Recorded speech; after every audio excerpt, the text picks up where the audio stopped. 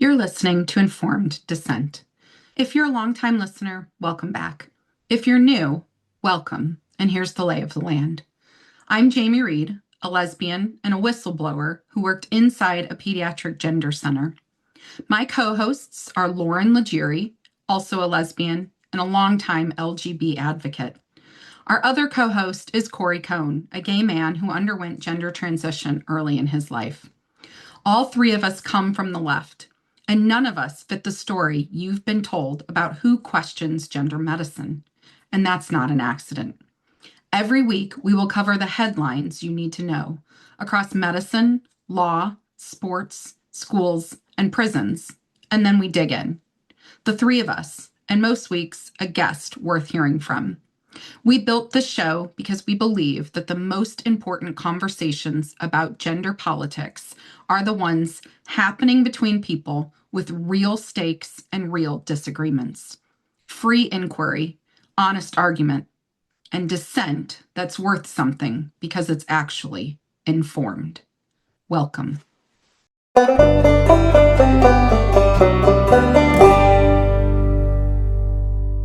Hi, Lauren. Hello, Cori.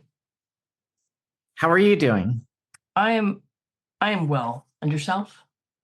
I am so good that I struggle to put it into words. So I'm just gonna have to write a poem later to express my deep thoughts. Yeah, I get it. Well, it's June. It is. Oh yeah, happy Pride. Yeah, thank you. You know why I might not be feeling so good? Is I turned 51 last week. 51, huh? Yeah.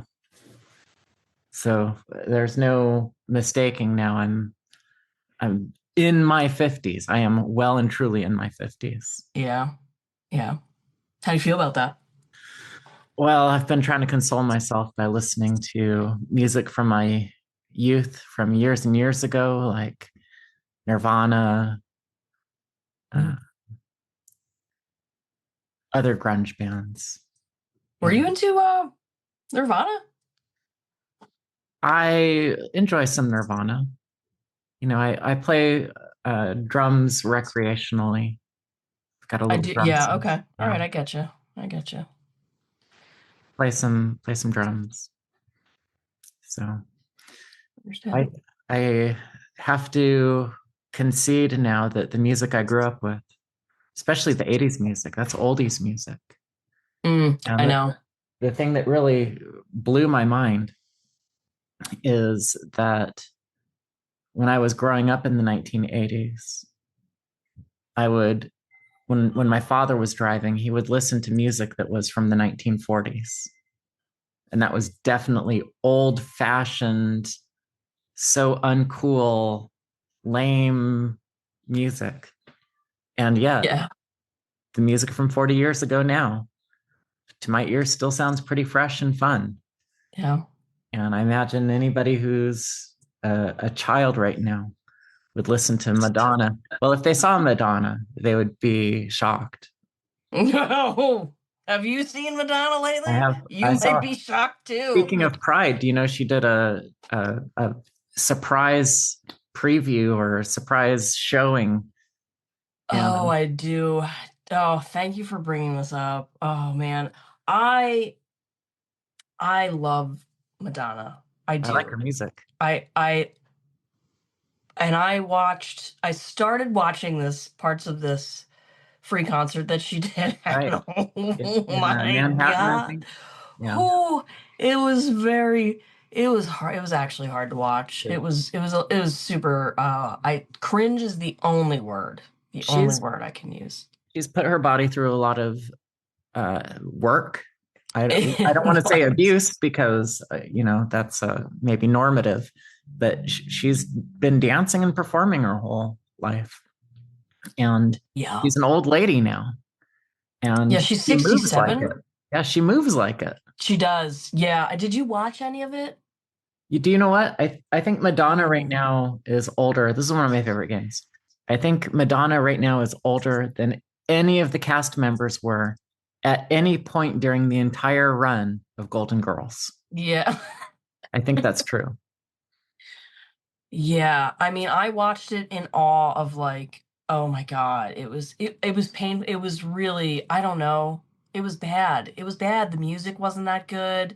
She looked stiff, but still Yeah, trying to do like weird, overly sexual things with her frail old body, and yeah, like it was, I don't know. But then this is the other part that blew my mind. Then I Googled, I'm like, wow, I like, does she still have like a devoted fan base? Is she still like making money when she goes on tours? Yes, she yeah, makes so much money going. People pay thousands still to go see her. So you know what? That's the feedback she's getting. So she's still going to keep doing it. yeah, I yeah, guess good on you. She's like one of the top producing or top selling touring artists still. With like yeah. billions, I mean, billions. good for her. That's Yeah, wonderful. It's just it's hard to watch. it was. So, Hard to watch. and I that's kind of how I feel about Pride in general, though. oh my gosh. Did I send you the picture that the Indianapolis Star took of the individual holding the trans rights or human rights flag? No, no, you did not. I'm gonna pivot for a second because we're just talking and catching up, and I'm sure some people enjoy that. But let's create a little bit of structure. Then I'll finish this anecdote, and then I'm gonna ask you about some of the actions that you've been involved with recently up in Chicago. I'm going Yeah, to ask you about the news about the FCC lawsuit. TC. FTC, thank you. That's what I meant to say. And was there something else?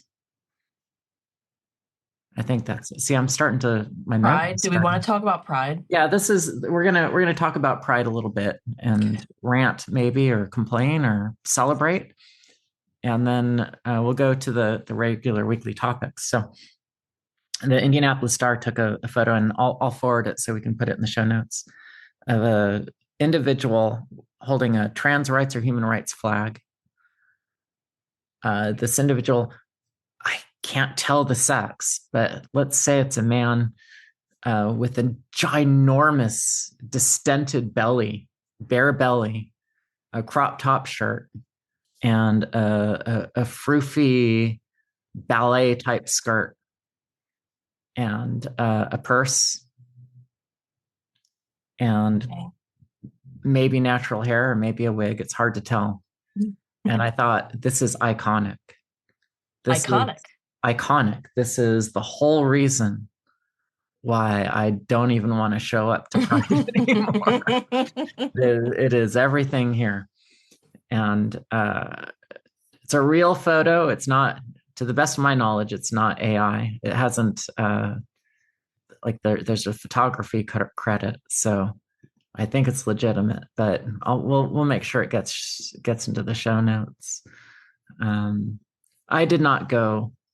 There's all of the big companies, the pharmaceutical companies, the sponsors of Indie Pride, or the alcohol companies, the pharmaceutical companies, and I just have no desire to go and be in that environment. The idea of it being inclusive anymore, as soon as the Q, and some people would say the TQ, but I would say as soon as queer theory became integrated into Pride, it's it's not for everybody anymore. It's for people who will tolerate that ideology, and I have no stomach for it. And just very briefly, because some people might not know very much about queer theory, or they might not know my perspective on it, but the whole point of queer theory, as described by the queer theorists, is to uh, disintegrate normalcy. They don't want normal things to continue. They want the thing that is abnormal to become normal, and the thing that is normal to become abnormal. And I have a moral framework and a set of values that I can articulate, And I don't want those things corrupted and destroyed. And because of that, if I articulate my objections, that becomes construed as lack of tolerance. Yeah. And so I'm not supposed to be in those spaces anymore, because only that perspective is construed as legitimate. Yeah, no, I totally get that. So we were in Chicago. I was in a group of us were in Chicago for the Endocrine conference this past weekend. And it was also the kickoff of Pride in Chicago. So I attended what is the quote unquote family friendly kind of community kickoff festival in Chicago, which honestly I was pleasantly surprised with. It was tame. Like, if you were to bring your children to this, and it's actually called like Andersonville Midsummer Festival. It's in like the predominantly gay and lesbian, more wealthy neighborhood. It was tame. It was not like what I've seen before. Like, but and I'm sure, like I said, this was their kickoff party, and it was intended to be the family friendly version. So I don't know if other celebrations over the weekend get a little bit more racy, but this was relatively tame. Again, really nice area of Chicago. I saw what I thought were a lot of just regular gays and lesbians. When I did see trans identifying people, it was mostly younger women, and they were moving in like packs, like with themselves, kind of not really.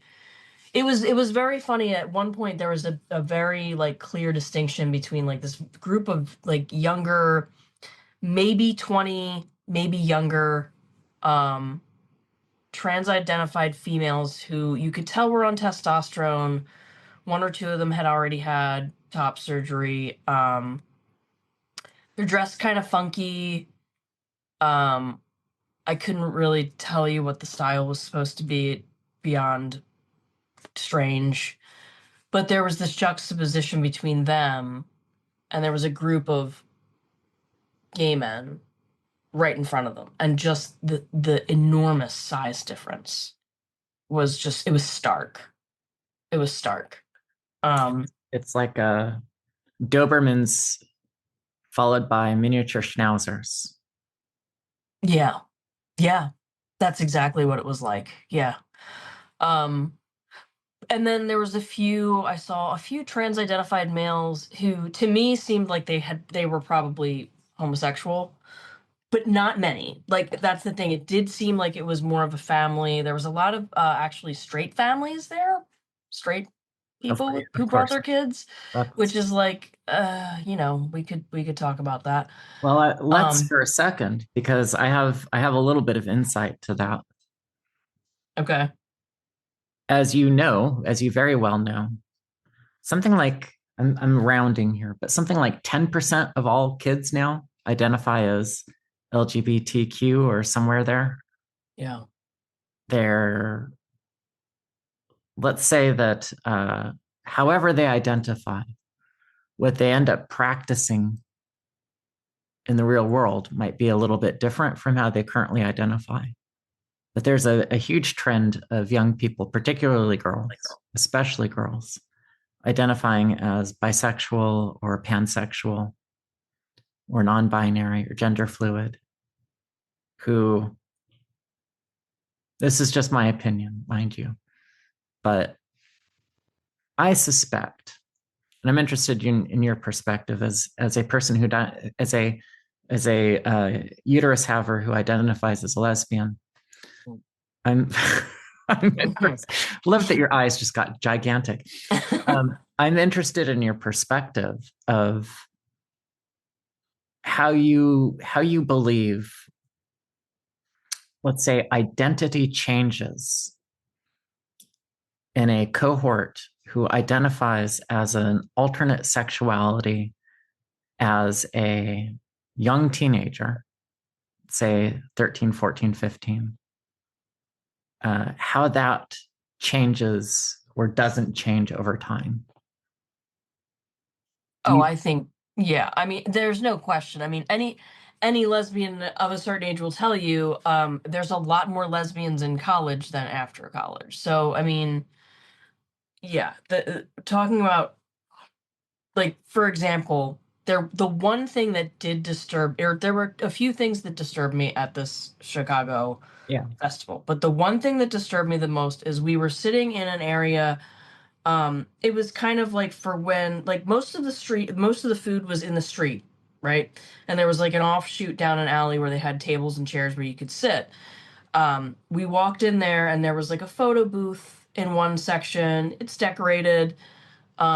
We sit down. We're kind of the only people in there, and then there's a man and a woman who I later realized are the parents of this very young girl. And I say very young, she's not puberty yet. So 10, 11. Yeah. She's almost there, but she's not yet.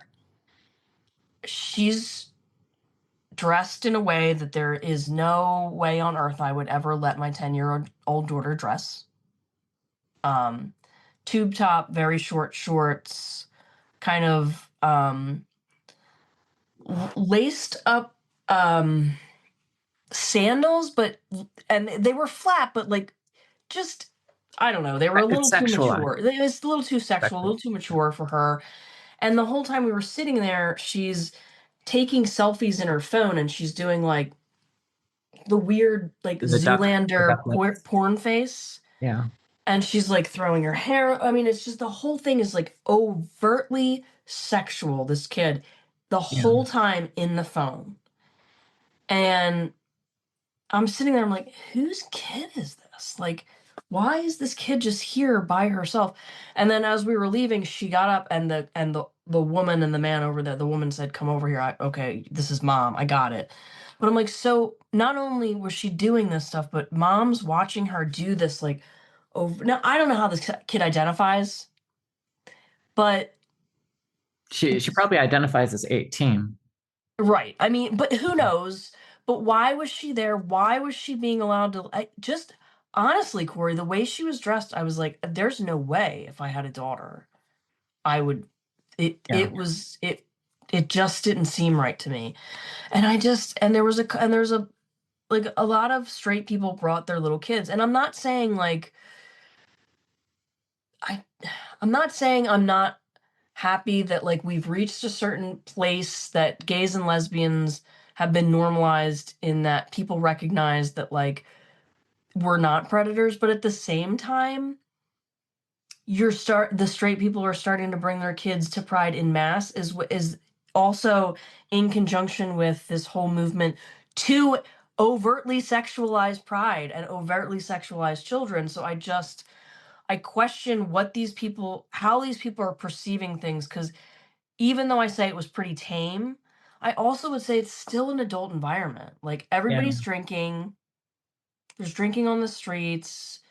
There's just it's a big crowd. There's a lot of people.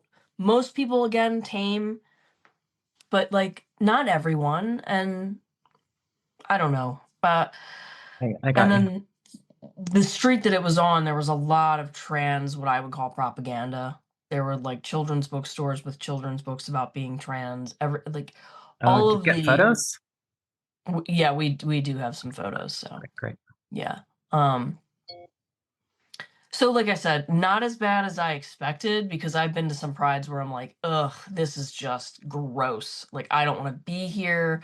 A friend of mine was with me. She's from San Francisco, and she was like, oh, this is really tame compared to San Francisco. San Yeah. Francisco, there's like naked bodies and There are. open fellatio and, like, There yeah. is. So I've been through Pride.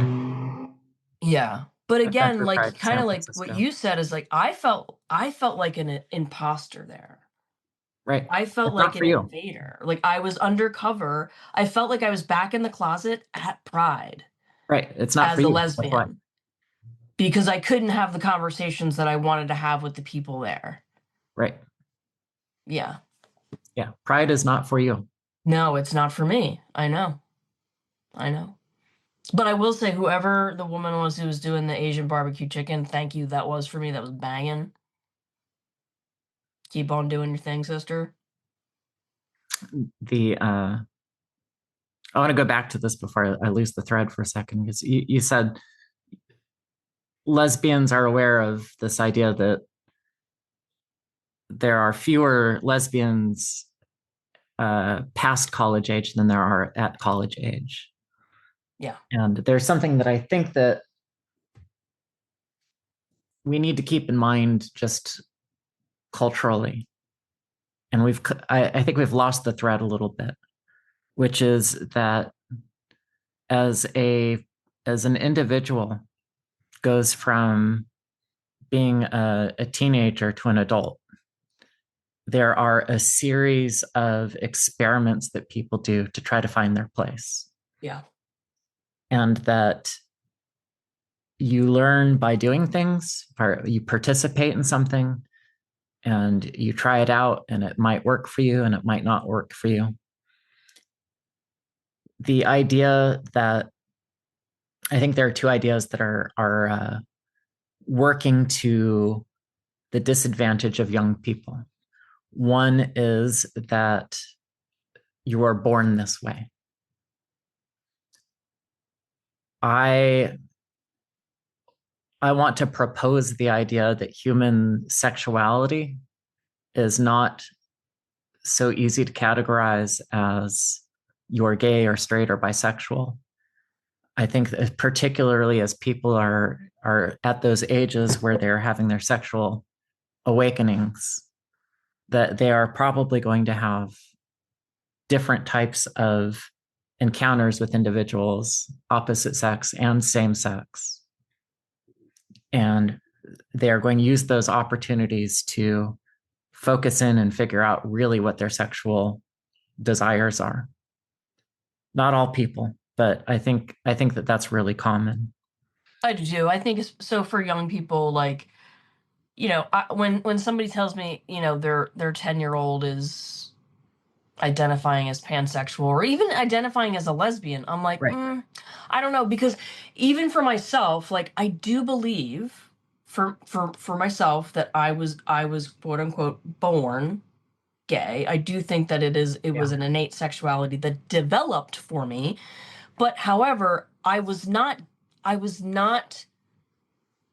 sexually aware at 10, at even 12, even like I was a late bloomer. So like really, confident in my sexuality, 18, 20, I would say.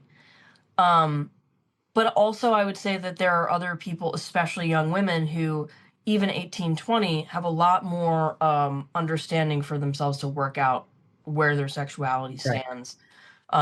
Boys, I think, probably figure it out earlier, although nowadays I don't know that that's true because they're being thrown so much. But I will say that, and I've said this before, I think if someone tried to talk to me about being homosexual or lesbian before I was sexually maturing, I think I would have just been very grossed out. I would have been weirded out by it, and I would have been confused.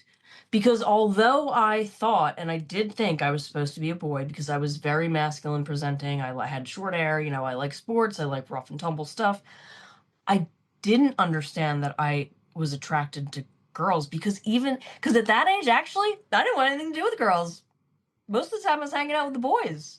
Right. So I do think that there's a dangerous thing to concretizing any kind of identity that any kid tells you. Like, be open about it, sure, great. Yes. However, we do have to. I just got to point a little pin in here.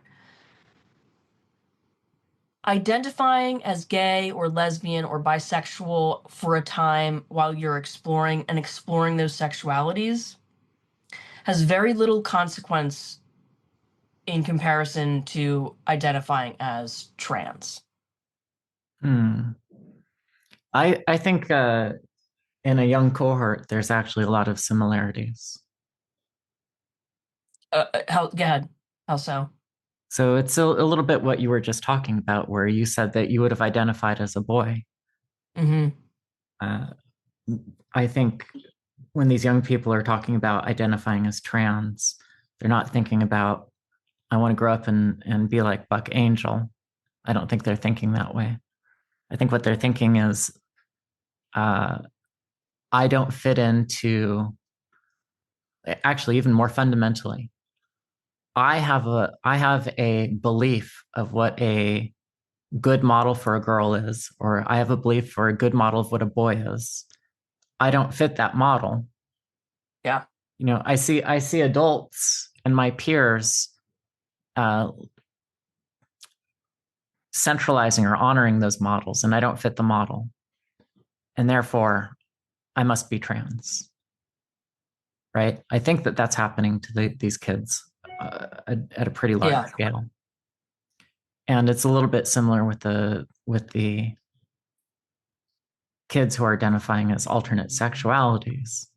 They say to themselves very similarly, well, here's a girly girl, here's a masculine boy.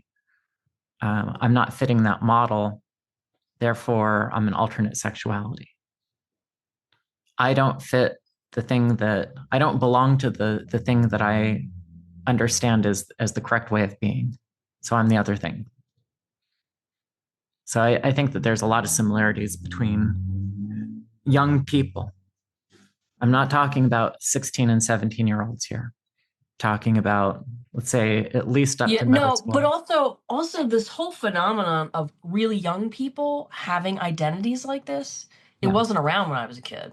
It wasn't. So this, Right? I So said like that it is hard for me to say how I would have acted, how I would have responded, because it's a totally different cultural stew. Like I was that's right. not thinking like that as a kid, and I Well, don't think most kids were. well, this is the second part that I think is working against the kids, which is when you and I were growing up, alternate sexualities, gay or lesbian or bisexual, were considered fringe, and not even the most enlightened people would not have celebrated those sexualities. They were never celebrated. Yeah. Yes. And That's true. and even when you and I, I'm talking about earlier, I was talking about the Nirvana, Soundgarden, the other grunge bands that I grew up with, right? At the time, if you were gay or lesbian, what you were hoping for was tolerance, not celebration. Yeah.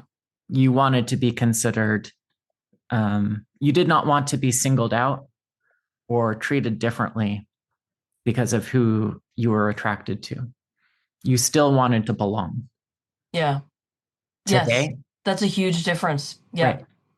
Today, when you declare that you are one of these, part of these groups, you are celebrated. There's an entire month that honors your identity.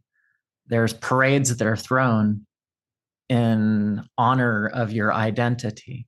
You get a lot of adult attention and validation for your identity. And between the first factor, which is this idea that these orientations are fixed, and the second factor, which is that you gain acceptance and attention and validation for it, I think a lot of these young people, when they declare their sexual orientations or their gender identities, it is exactly the word that you used. It becomes concretized. The adults continually reinforce it. Instead of like in our generation, I'm an old person now, I get to use that term. Back in my day, adults would say something like, that's very nice, good for you, and get back to me a year from now. Yeah. Right? They weren't quick to validate it. It was very much a sort of wait and see what happens mindset. Yeah. That's exactly what basically what my mom said. Like she had always had a strong suspicion that I was probably gay from a very young age. But she was like, but I don't know. I mean, she could just be a tomboy, so like just let her be. My mom never shamed me for being a little weirdo. I mean, She let me, one time I made a knight's armor out of a big rubber ball that I cut up and like taped to my whole body. I had like a helmet and all. She was like, "Good for you, kid. Good for you."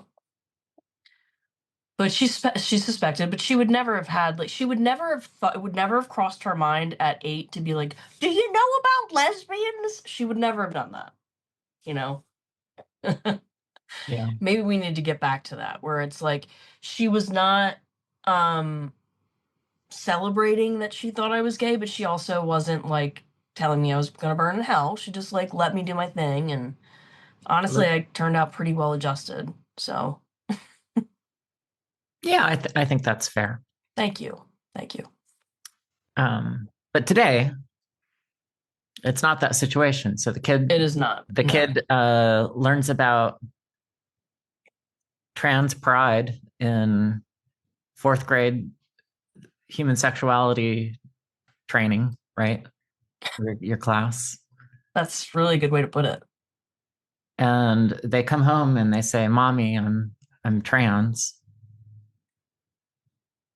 And unless it's a male child who comes home and says, "Mother, I think I'm a homosexual." Sorry. That's what I did. No, I'm just kidding. With a slightly British accent. Oh yeah. All gay boys have a slightly British accent. No, I'm kidding. As soon as the parents go, "Oh, that's wonderful. That's wonderful." It it becomes something that the child now has to live up to. Mm-hmm. Their ability to explore, yeah, and to change and to remove that identity becomes like a source of shame, right? yeah, yeah. Like you're disappointing everyone. In. Yeah, That's right. And I don't think it's a great thing at all for parents to be taking their children to these pride events that are focused on recognizing look at the special gay people. children or lesbian children or trans children. I don't think that that's a good concept to reinforce. I don't either, but again, like I feel like this whole concept of like my 10-year-old saying they're pansexual, like that didn't happen until the trans thing happened. Yeah. Too. Well, I mean, all of these Tumblr identities kind of marched in together. But if it were up to me, I would really turn down some of the focus and the volume on these types of identities and let kids grow up a little bit more before reinforcing the claims they make about who they are and what they want to be. Yeah. Just give them some space to try things. If it doesn't work, let them move on to the next thing without making the cost of it so high. Yeah, I agree. So what else were you doing in Chicago? We've kind of been focusing on this topic, which I'm totally happy with, but I wanted to recall that you were we were there for a purpose. We were there to have a presence at the annual Endocrine Society convention, which was in Chicago this year. We really just focused on like engaging thoughtfully and politely with people who were going into the conference. We had just little flyers about particularly geared to endocrinology and what puberty blockers are, what cross-sex hormones do, the overrepresentation of LGBT young people in this cohort. And we had medical professionals with us trying to engage with people. I think we successfully gave out about 2,000 flyers. Wow. There were 4,000 attendees, so I'm happy with that. That's great. The Endocrine Society, for anyone who's up to date, they have not updated their guidelines since what year are we in? Okay, so 2017, I believe it is. Yeah. So that's almost a decade, and that's not typical, right? They're usually updated every 4 to 6 years. So we're going on 10, and they haven't been updated. They've been very cloak and dagger about who's on the committee. They keep saying these guidelines are coming out, and they still have not I think they've been saying they were rewriting them for the last 3 years now, and there still has been no update. Right. And these are the guidelines that physicians would use for disguising the sex of one child so that it looks like the opposite sex. Yes. These are Well, these to are be the fair, guidelines on sexual mimicry. yes, to be fair, these would be the guidelines for all of endocrinology, but yes, they do also, they are specifically would be about pediatric and adult endocrinology, in which you are using testosterone or estrogen to alter the appearance of someone's secondary sex characteristics. Which I used to construe that as medicine, but more and more it seems to more properly fit the category of extreme body modification. Yeah, I'd probably agree. So we're waiting for an update of the Endocrine Society's extreme body modification guidelines, especially for children. Yes, especially for children.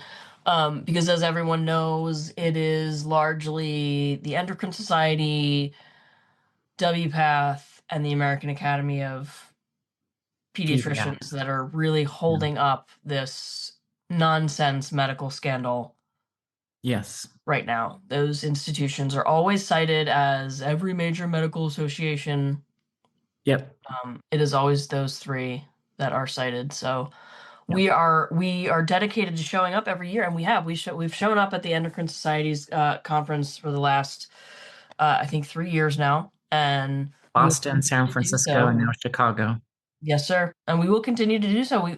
We want them to know, number one, that we're there, that we're watching what they're doing.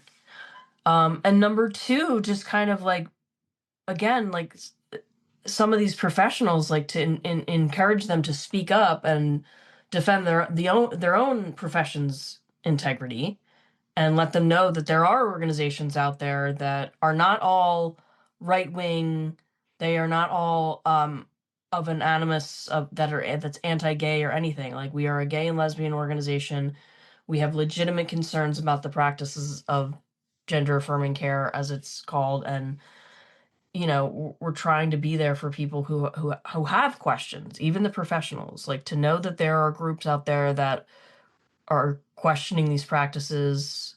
We want them to know that we're there. So yeah. Well, my impression, and let me know what you think though, is that there's less controversy now. There's less. Did you have anybody come out and shout at you, for example? No. So you're right. There's less animosity. There is more curiosity and willingness to have conversations. And even if it's not to that level, at least people are not trying to kill you anymore for saying this stuff. So, there's also just more people that are informed. Like, when we started doing this, people were just so unaware that this was even happening, or endocrinology's real extent of the involvement in it. I mean, and now people understand that it's at the very least, people understand it's a controversial topic. So there's that. Good. Yeah. I wanted to also ask you about that wonderful mug that you were drinking out of. It says informed dissent on it. Thank you. If you're only listening to this, you might be feeling a little bit thirsty right now yourself. And unlike me, who I just run the tap and hold my hand out and gather water in my palm and then lift it to my lips and drink it, you could be doing something a lot more efficient and drinking your water from the tap, from the Informed Dissent branded coffee mug that I have been, for those of you listening, I've been drinking out of for the last hour, and Cori has not noticed, but it is a lovely little coffee mug. Informed Dissent has our logo on the front and our catchphrase on the back. Stay informed and ready to dissent, sir. Jesus Christ. I'm sorry. I'm losing my sight also. It's the aging stuff. So yeah, we're just trying to give people like, a little something tangible that they can have. That's, we're also gonna have some tote bags coming out. Oh, So good. but the mugs are already up on our merch page for if you just go to lgbcarriage.org, our website. Wow. We have a merch page. We also have a really cute little shirt that says Born Perfect. So check out what we got. But if you want yourself a Stay Informed and Ready Dissent, Informed Dissent coffee mug to replace Your the NPR mug. hole in your heart that NPR left mug, Yes. please. Yeah. I haven't had a mug since I've taken all of my NPR ones, and dashed them into the concrete. Yeah, see, this is your opportunity to restock your coffee mugs. Let's briefly talk about the FTC news. Ah, yes. So there's a lawsuit that the FTC filed, and is it against WPATH? It is. The FTC is alleging that WPATH has engaged in fraud in order to enrich its members. And this is in conjunction with Iowa, Nebraska, Alaska, and Texas, which Yes. Yeah. They need to get Rhode Island part of that, and then it could be the TRAIN, the train. You get the train. Never mind. Yeah, I got it. That was good. Yeah, Rhode Island's pretty it wasn't. crazy trans. Yeah, they are crazy. They're Actually, pretty crazy trans. they have But the Hasbro Hospital in Rhode Island that works on kids. That's at least that's what I understand. Yeah. Anyway, but if you do want a full breakdown of what's going on with the FTC stuff, again, we have our news of the week that goes out every week for paid subscribers. We have a really great article about a breakdown of the FTC allegations against WPATH. It is a little complicated. yeah, It's definitely a complicated case. This is not the type of case the FTC would usually take up. Again, if you read their filing brief, they do lay out very intricately and they're very detailed about their reasoning behind why they have the authority to go after WPATH. I mean, I agree with them. I do believe that WPATH is fraudulent. I mean, they clearly knew that this stuff doesn't work the way they said it worked with the way they covered up the Johns Hopkins systematic review. I'm wondering if that can come out during discovery. I think if nothing else, I think the discovery process in this lawsuit will be very, very informative. it could be, unless WPATH is successful at getting the lawsuit thrown out, which WPATH, again, they've got some pretty good lawyers. They do. So can I make a recommendation to our listeners who don't mind having absurd things show up in their inbox once in a while? Absolutely. Go for it. You can go out to the WPATH website and sign up for their newsletter. And so every time the WPATH organization runs into trouble, they send out a newsletter. Every time they have a success, they send out a newsletter. So there was something in, I think it was Nebraska recently, where WPATH had a pretty big victory. And you might not hear about those things as much because we tend to linger more on our successes than our defeats. Yeah. But you should have a good rounded perspective of what WPATH thinks is important. And the best way to do that is just going to their website and signing up for their newsletter. Yeah, I'll tell you. That actually is a fantastic idea. Yeah. And then read our newsletter. Read them both. Read them both. So you can stay informed. If we do a war room, I want to represent the WPATH faction. All right, fair enough. Yeah. You have to dress up though in a tube top and rainbow stockings. Like that's just mandatory. Well, for our listeners who are only listening who can't see, that's exactly how I'm dressed today. Welcome, everyone, to Informed Dissent. My guest today holds both a PhD in psychology and an MD, a combination that gives him a rare vantage point on the intersections of science, medicine, and actual human behavior. He spent 2 decades as a family physician in Montgomery County, Maryland, before turning his attention to research and writing. You may know him from his books on boys and girls and how we've been failing them in schools, including Boys Adrift, Girls on Edge, and Why Gender Matters. And his 4th book, The Collapse of Parenting, became a New York Times bestseller. What brought my attention to him was a paper he published back in 2002 that I think deserves far more recognition than it gets, and also is somehow still really important for our current day conversations. In that paper, he took on one of the most frequently cited statistics in gender discourse, a claim that 1.7% of the population is intersex.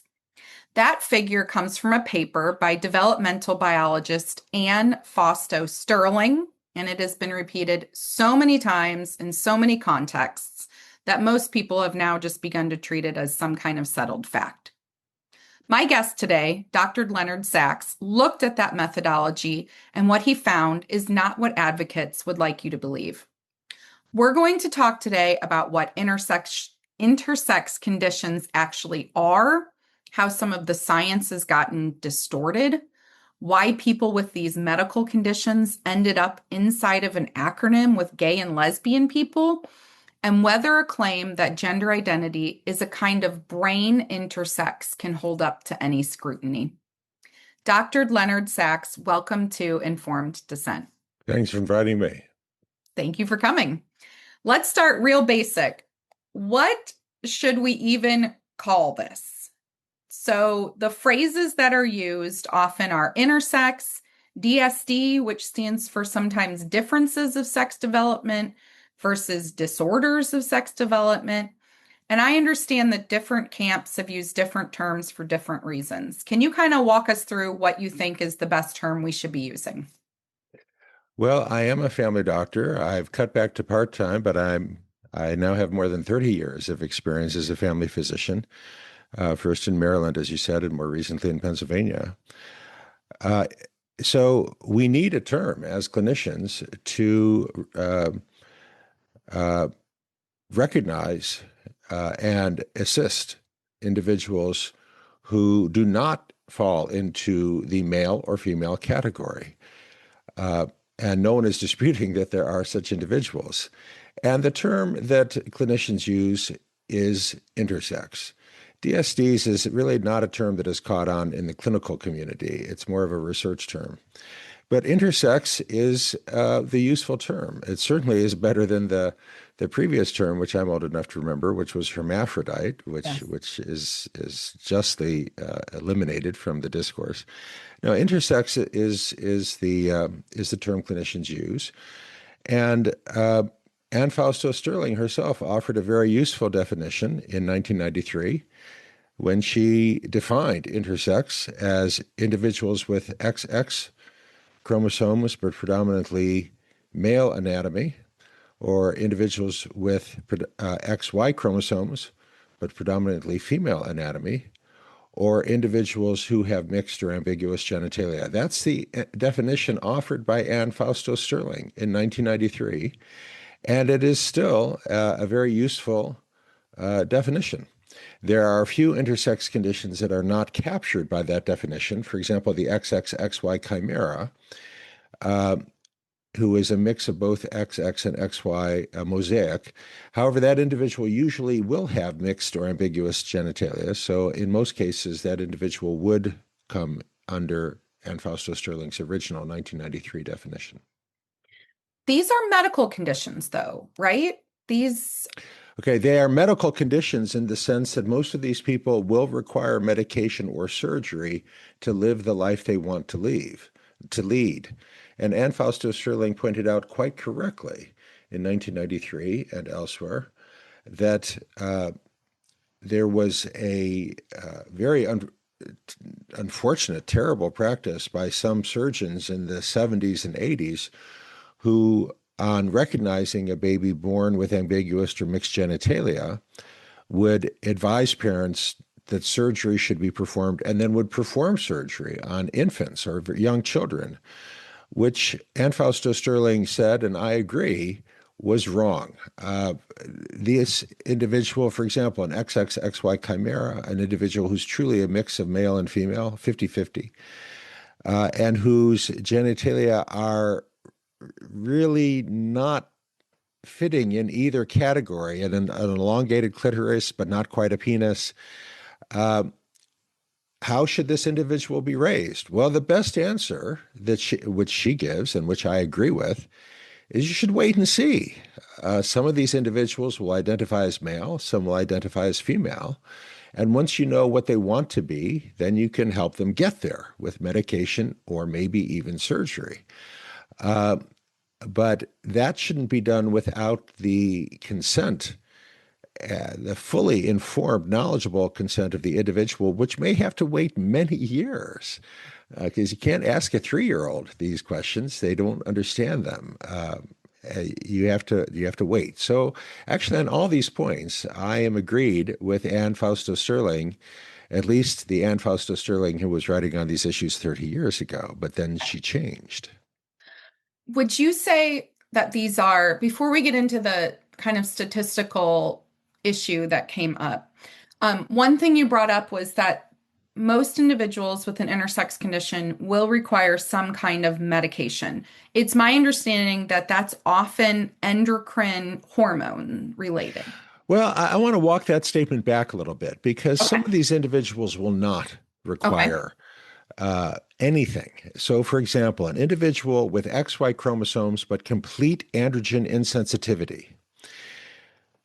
XY chromosomes, complete androgen insensitivity. Their body does not respond to hormones like testosterone at all. This individual will appear to be female, and they will have female external genitalia. They'll have a vagina. They'll have a clitoris. However, they have testicles, not ovaries, and they will be infertile. So the best known of these individuals, Julia Child. Julia Child led a very successful life. As a woman, she married a man, and she didn't require medication or surgery. So not all intersex conditions require medication or surgery, but Julia Child was a true intersex individual, an individual with XY chromosomes but female genitalia. If somebody does need medication, though, in a couple of these conditions, it's really critical medications. Well, yeah, in some of these conditions, you really have abnormalities that will need to be addressed if this person, for example, is going to engage in sexual intercourse without a lot of pain. They're going to need some kind of intervention, and often a surgical intervention in some cases. But again, I agree with Anne Fausto Sterling that any kind of irreversible intervention like surgery should be done only in consultation with the individual. Okay. See what they want to be. So let's go back in time a little bit, because we're talking about Anne here.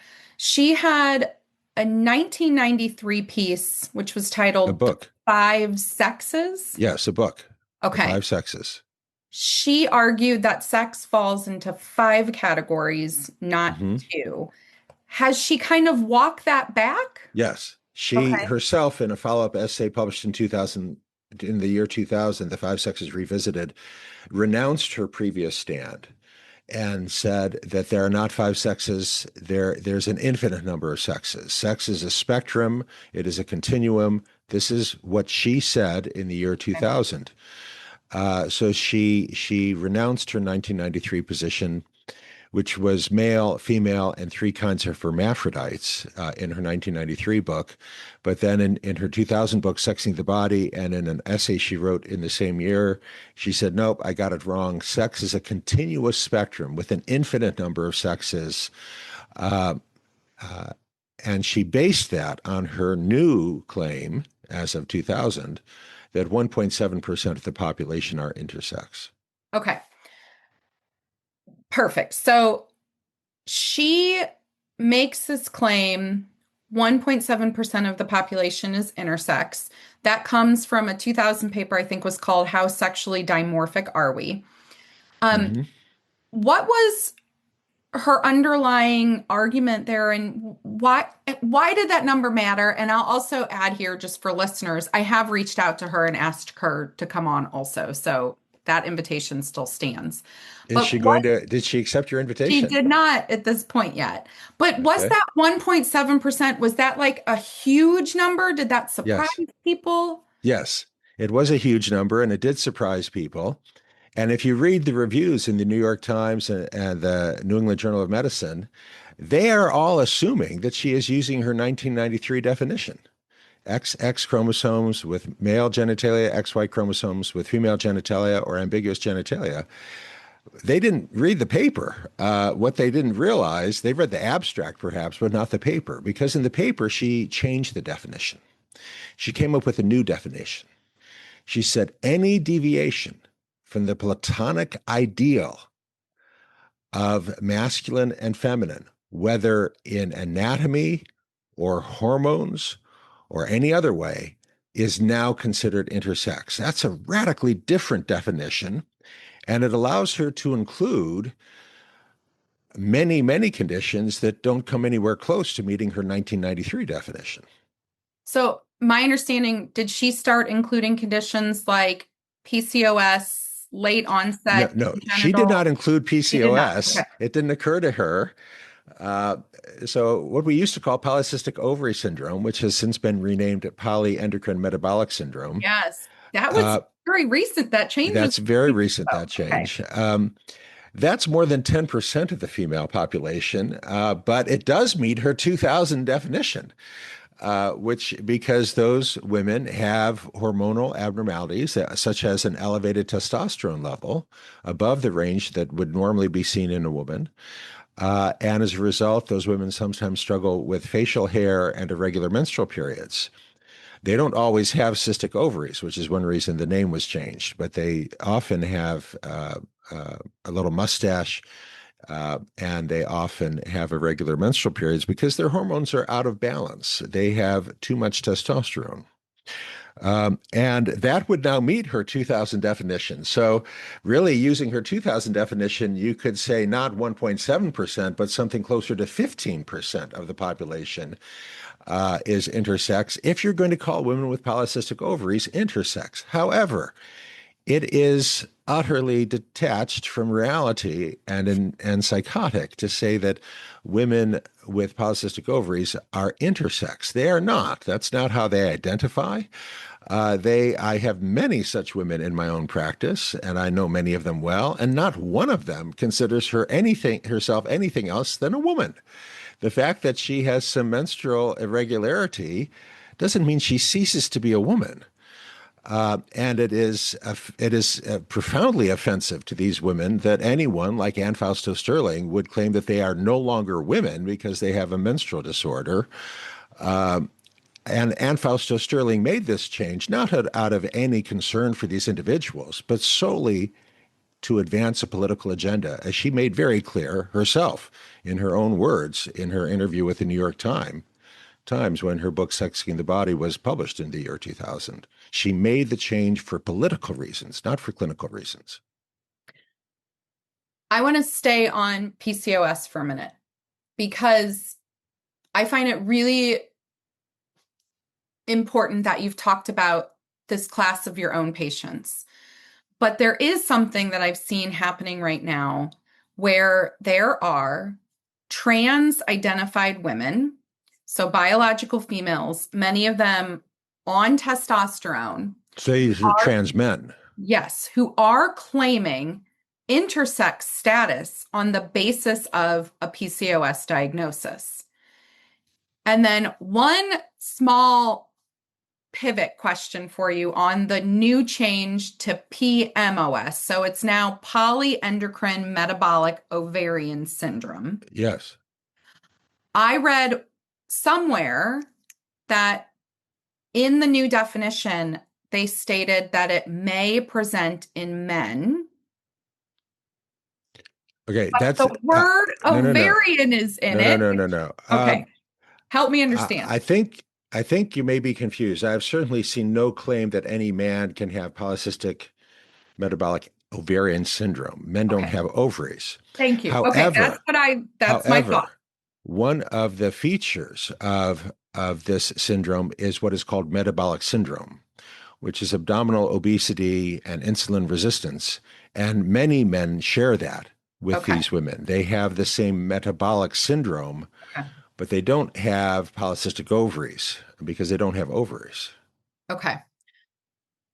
Have you seen anywhere where trans men are claiming they're intersex because of their PCOS? Okay. If, first of all, as I mentioned, it didn't occur to Anne Fausto Sterling to include what was then called polycystic ovary syndrome, although she could have, because, as I said, these women depart from the Platonic ideal because they don't have normal female typical testosterone levels. They have elevated testosterone levels, often, not always. Uh, and it is an indicator of how psychotic her 2000 definition is, using the word psychotic to mean detached from reality. Mm-hmm. It's an indicator of how detached from reality her definition is, because I don't dispute that there might be a few individuals out there born female who now identify as male who had polycystic ovary syndrome and claim to be intersex. But these are disorders. I'm using the term disorder not in a judgmental way, but simply reflecting the medical definition. Yeah. A disorder is something that requires medication or surgery in order for this woman, for this individual to lead the life they want to lead. That individual who was born female but now identifies as a trans male is going to require testosterone shots in order to live the life they want to lead. Without testosterone shots, they're just a butch woman wearing, they're not going to be able to pass as men. But if they really want to pass as men, they're going to want to get top surgery. They're going to want to go on testosterone and stay on testosterone lifelong. They're going to require medication or surgery. In the practice of medicine, there's a subdiscipline in the practice of medicine called nosology, which is the science of the classification of diseases. And a disorder is anything that requires medication or surgery.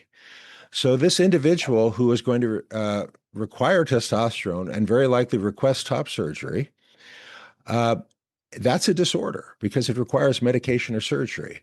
Let's contrast that with a gay man or a lesbian woman. That's not a disorder. A gay man, a lesbian woman doesn't require medication or surgery. Look, 100 years ago, people thought that being left-handed was a disorder, and they would whack kids for writing with their left hand. But then in the mid-20th century, we realized, look, 7% of the population is left-handed, and they don't require medication or surgery. They just require people to leave them alone. So being left-handed is not a disorder.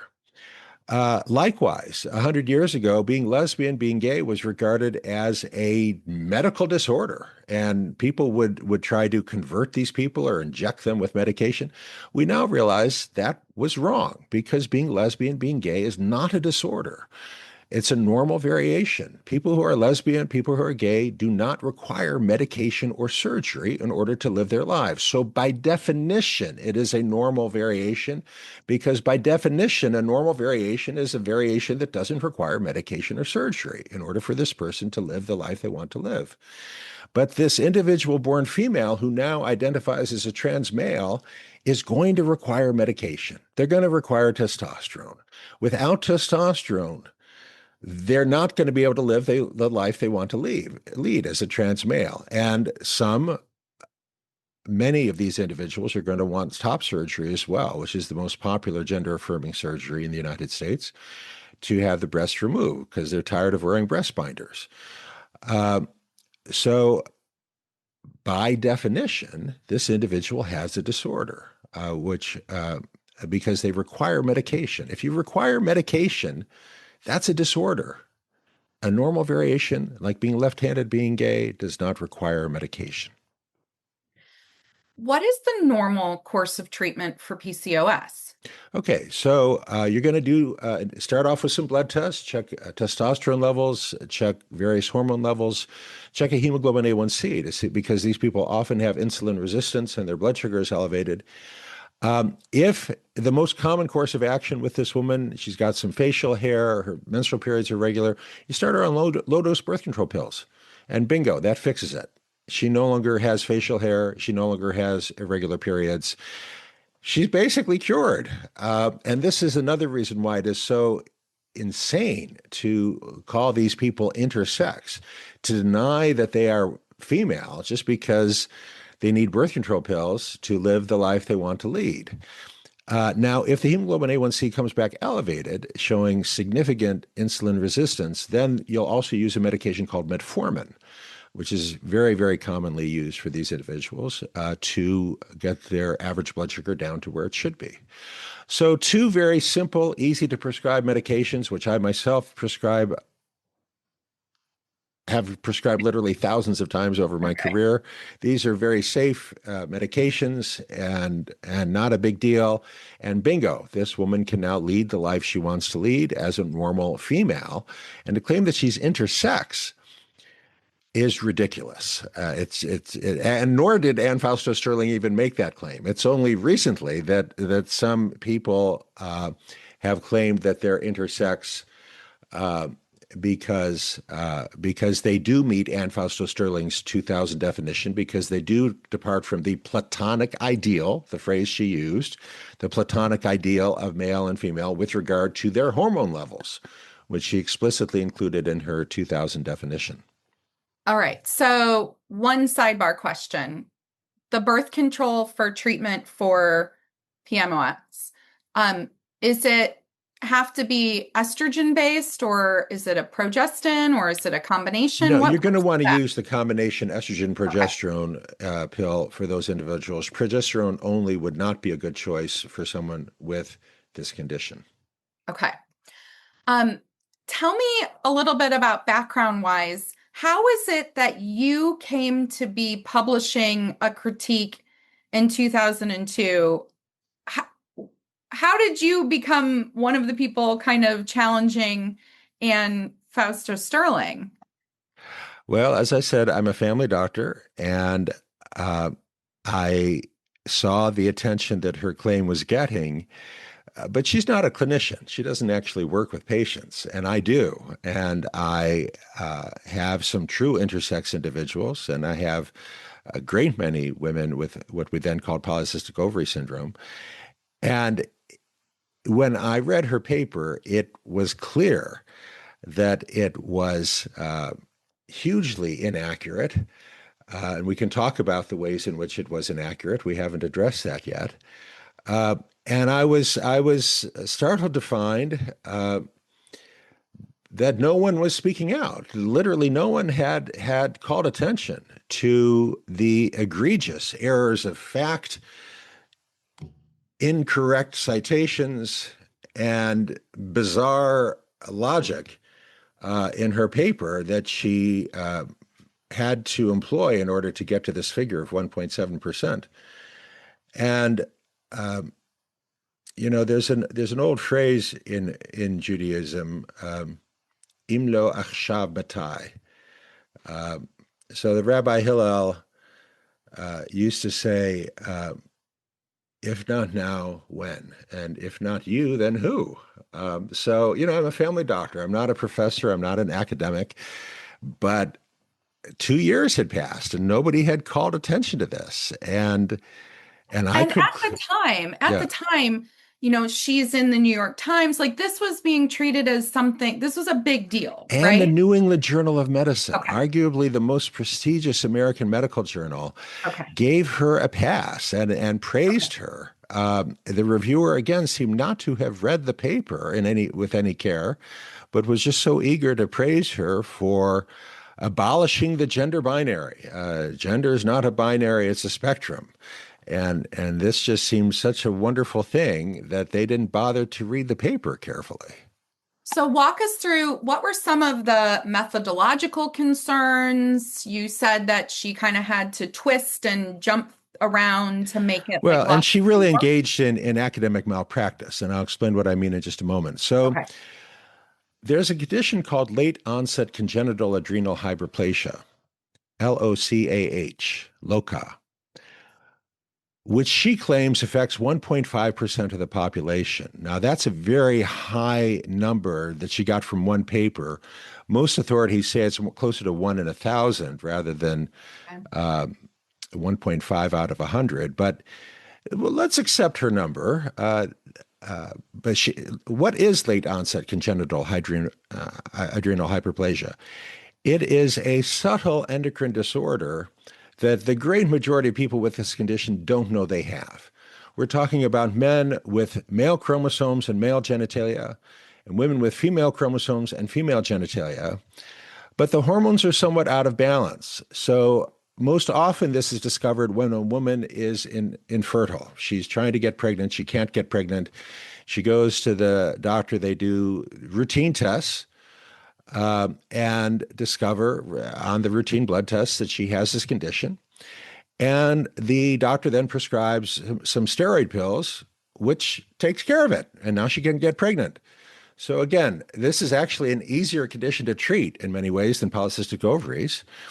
This woman looks like a woman, feels like a woman, is a woman. She has XX chromosomes with female genitalia, ovaries, vagina, and uterus, and she can now conceive a child. But because she departs from the Platonic ideal of intersex, Anne Fausto Sterling claims that late onset congenital hyperplasia is intersex and 1.5% of the population has LOCA. Therefore, bingo, she's all the way up to 1.5%. Now, in order to claim that late onset congenital adrenal hyperplasia is intersex, she has to make some kind of argument that these individuals really do have something that we would recognize as intersex. So in her paper, she writes, quote, when late onset congenital adrenal hyperplasia occurs in childhood or adolescence and causes significant clitoral growth, it is quite possible that surgical intervention will ensue. Page 161 of her 2000 article. She then gives a citation in support of this claim. It's a first-person account in the women's magazine Mademoiselle, published in 1998. But when you pull up that article from Mademoiselle, it never mentions late onset congenital hyperplasia, congenital adrenal hyperplasia. It describes a individual who has XY chromosomes, but has complete androgen insensitivity. In other words, the same condition that Julia Child has. She provides a citation utterly irrelevant to the claim that she's made. That's academic malpractice. That's the kind of thing you can lose your tenure for, because she is making a false claim. She is claiming that individuals with late onset congenital adrenal hyperplasia might require genital surgery, which is never the case. And she provides a citation in support of that claim, which doesn't support her claim, doesn't even mention late onset congenital adrenal hyperplasia. So her paper is really outrageous. It is false. It is misleading. It uses citations that have nothing to do with the claim being made, and no one else was pointing this out, which is why I felt I had to write this paper. First of all, I just want to say that I often find myself chasing down the citations because if you don't, then you do miss these huge holes or these huge errors like you're pointing out. Did you, like this error in particular? Yeah, it wasn't easy to get a copy of a 1998 copy of Mademoiselle. The medical libraries don't have it, but I did get it, and I did read the article, and it is outrageous that she cited this article from Mademoiselle. So let me just back up for just one more minute, though, because not all of our listeners are doctors or have as much medical background. In the past, LOCA, late onset congenital adrenal hyperplasia, who is treating? Is this an endocrinologist specialty? Who is taking care of this patient? So most often this would be an obstetrician. or an infertility specialist. Okay. So the obstetrician, the woman goes to her OB and says, look, my husband and I have been trying to get pregnant for a year, no luck, what's going on? Obstetrician does some blood tests, shows, and it's part of the initial screening that you do in any infertile woman. You're looking for this condition. The obstetrician recognizes that she has LOCA, and then many OBs are fine prescribing the medication themselves. Some will refer to an infertility specialist if they're not comfortable. But in either case, she will end up with an OB or a specialist trained OB and get her medication so that she can conceive the child she wants to conceive. Would that OB ever say to that woman, you're intersex? No, never. I know this as a physician with 30 years experience. That would never happen. The woman would be offended if the obstetrician were to say, because you have this endocrine condition, you're no longer a woman. You're something in between. That would be profoundly offensive for most women with this condition, and it wouldn't be true. I mean, there's no meaningful sense in which it is true. She is XX chromosomes. She has a normal uterus, normal ovaries, normal vagina. She has an endocrine disorder, easily detected with a blood test and easily treated with non-scheduled medications. Was Klinefelter's also one that Anne Yes. got into? So Anne Fausto Sterling also included chromosomal abnormalities like Klinefelter syndrome and Turner syndrome. So Turner syndrome, an individual is born XO. They have only one sex hormone. They're not XX, they're XO, but they look female.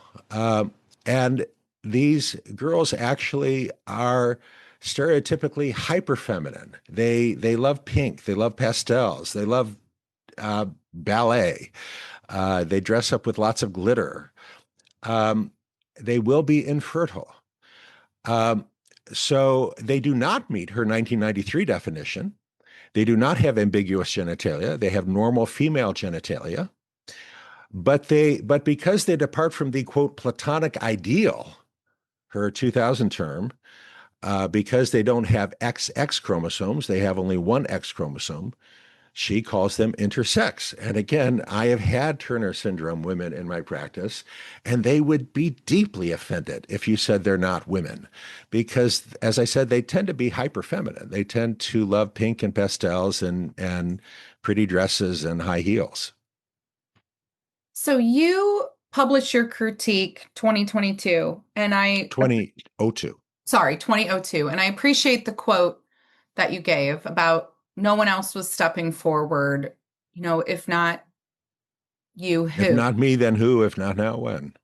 What was the response? There was no response. Anne Fausto Sterling did not respond. Nobody responded, and my paper got very little attention. However, if you Google how common is intersex, it will figure always in the top 10. In fact, it'll usually occupy 3 or 4 spots in the top 10 because some people will say that intersex is fewer than 2 in 10,000 live births, which is the number I show. So I went back and basically accepted all of her numbers for intersex conditions. And you add up all the numbers of true intersex conditions, like XXXY chimera, et cetera, and you end up with fewer than 2 in 10,000 live births, a factor of 100 lower than her figure of almost 2 in 100 live births. So if you Google how common is intersex and look at the top 10 hits, you'll get something close to a 50-50 mix. About half of those top 10 hits will say it's almost 2 in 100. It's as common as red hair. And they always go back to Anne Fausto Sterling's 2000 paper. And then you'll see the other half that say intersex is actually a rare abnormality, roughly 2 in 10,000 live births. And of course, they're always citing my paper. So it has certainly been picked up. People are aware of it. It just never got any coverage in the mainstream media. Can you help me understand what do you feel like her political motivation was? Oh, we don't have to guess. She gave an interview to the New York Times where she was very explicit about why she made this change. why she abandoned her 1993 definition and came up with a new definition.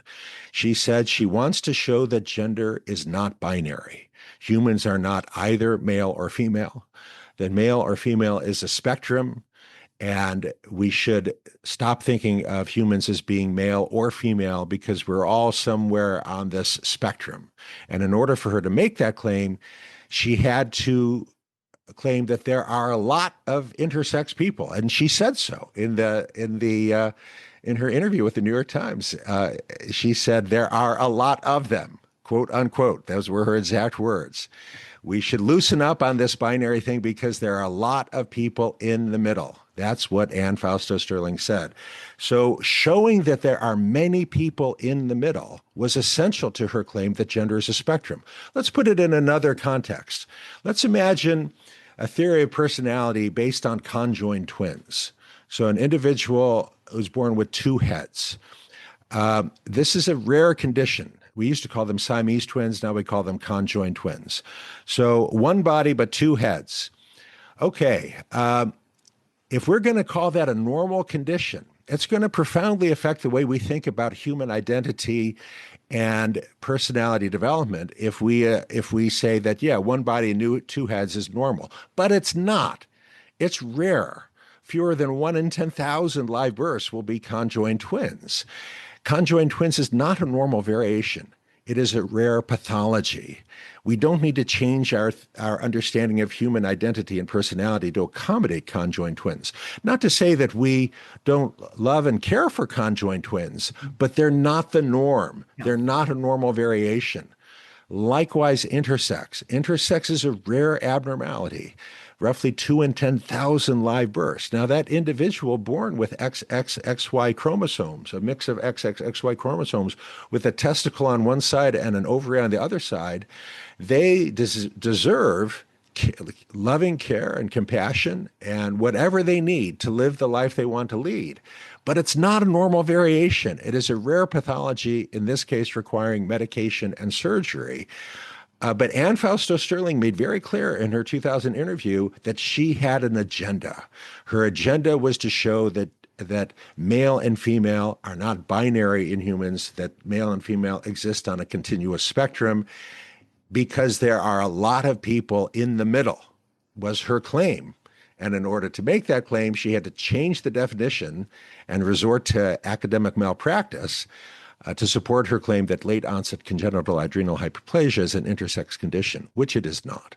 Okay, so I want to do two things. First, I want to fast forward for a minute, and then I want to walk back in time. So I want to fast forward and just let you know, which you might be aware, but I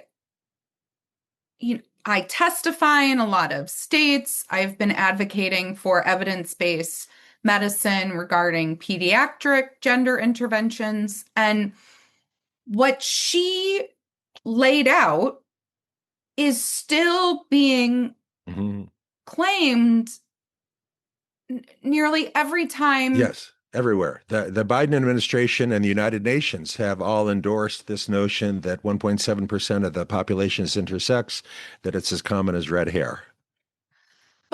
But the downstream effect of her kind of pushing this is now that we hear about intersex individuals constantly when we're trying to come up with policies around, boys playing in girls' sports or around pediatric gender interventions. Like, we hear about the I kind of all the time. Did you have that's why it's important, because sometimes people will say, who really cares? Why are you making such a fuss? And you've just highlighted why it's important.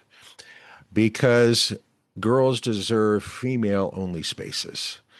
And males should not be in female-only spaces.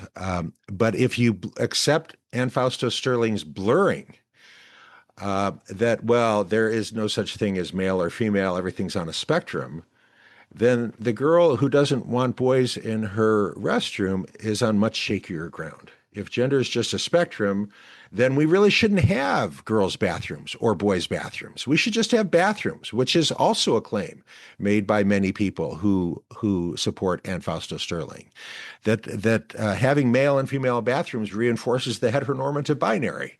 Let's get rid of them. And some colleges have gotten rid of male and female bathrooms in deference to Ann Fausto Sterling's claim that gender is a spectrum. Humans are not either male or female. We're all on a spectrum. Therefore, there is no rationale for male or female bathrooms, and having male and female bathrooms simply reinforces the heteronormative binary. Anyone who insists on male or female bathrooms must be an idiot or Republican or both. But in fact, male and female are binary. And much of her work and the work of her followers rests on a confusion between sex and gender. So let me very briefly explain what I mean by that. In humans, sex is binary. You are either male or you are female. The exceptions are intersex individuals that we're talking 2 in 10,000. That's rare. If you're a teacher and you teach 100 kids a year, you may go 20 years and never encounter a single intersex individual because you've only encountered 2,000 kids. And again, intersex is 2 in 10,000. But gender, masculine and feminine, is a spectrum. You can be very masculine or not. You can be very feminine or not. You can be both, which is androgynous. You can be neither, which is undifferentiated. A male can be feminine. A female can be masculine, and that's fine. That is one of the things that makes the human experience interesting and diverse. You know, in my own marriage, I do all the grocery shopping because my wife hates to shop for groceries. If we relied on her, we would starve. But my wife fixes the lawn tractor. She's very good at that. I have no idea how to fix a lawn tractor. I was raised by a single mom. I don't have a clue. So in some ways, she's more masculine and I'm more feminine. And that's fine. That's fine. Gender is complicated and gender is two-dimensional. You can be masculine or not, feminine or not, both, neither, or anywhere on that in that two-dimensional space. And Ann Fausto Sterling and her followers deliberately confuse and conflate sex and gender. And just because you can be a masculine woman is not intersex. A woman who is butch and likes to wear combat boots and wrestle hogs does not cease to be a woman. A man who likes glitter and ballet and macrame, as I do, all of those things, does not cease to be a man. And the irony of Ann Fausto Sterling's legacy is a reinforcing of gender stereotypes. Yes. Because today, so for example, my daughter for many years wanted to be a fighter pilot, and she still has pictures of I don't know what you call them, F-45s or F-22s, yes. B-2 bombers up on the wall of her bedroom. But people would say, oh, are you trans? What are your pronouns? The girl who wants to be a fighter pilot, the boy who wants to dance ballet is now asked whether he's trans, which is really unfortunate. We need to celebrate diversity among girls, celebrate diversity among boys. Not all girls like pink. Many girls hate pink, hate dolls, and would rather wrestle a hog, but they're still women. And this is what Ann Fausto Sterling and her followers do not understand. I have a question for you about individuals who are intersex. Mm-hmm. So one of those individuals, there's an individual named Morgan Carpenter at Interact who has argued explicitly that intersex has now become instrumentalized to be used to recruit and serve arguments about gender identity and trans that don't actually serve intersex people. Yes, I agree with that 100%. And that's one of the reasons I think we need to reject Ann Fausto Sterling's definition because it's not helpful to people who are truly intersex. And people who are truly intersex, some of them are really struggling, and they are quite annoyed that women with late onset congenital hyperplasia are put in the same group with them, because those women, their problems are easily fixed with a pill. For some intersex individuals, their problems are not easily fixed and are going to and require surgical intervention, which that individual may request and desire. And it's not helpful to them to lump in these other individuals who have barely detectable abnormalities and call them intersex. Yeah. Two more questions for you. So I am I'm not your age. So I was not fully around when this was kind of playing out in the late 90s. Do you remember when the I got lumped in with the LGB and the T and the Q? Do you remember the I coming in at all? Or I'd say it's over the last 20 years. It's not much earlier than that. And do you have any thoughts about where it belongs? Does it belong in that acronym? Well, that's a political question, and I'm not a politician. I certainly believe strongly that intersex individuals, like anyone born with a congenital anomaly, deserve respect and care and compassion. But I have a great many friends who are gay and lesbian, and I know that that some of them are not happy about including transgender in LGB, because they feel that transgender undermines the notion of male and female. So I do. Some of these women would be called TERFs, trans exclusionary radical feminists, because they don't believe that a man, born male, who's gone through male puberty and now at 25 years of age announces that he's a woman, they don't buy it. They don't want this individual who still has a penis in their restroom.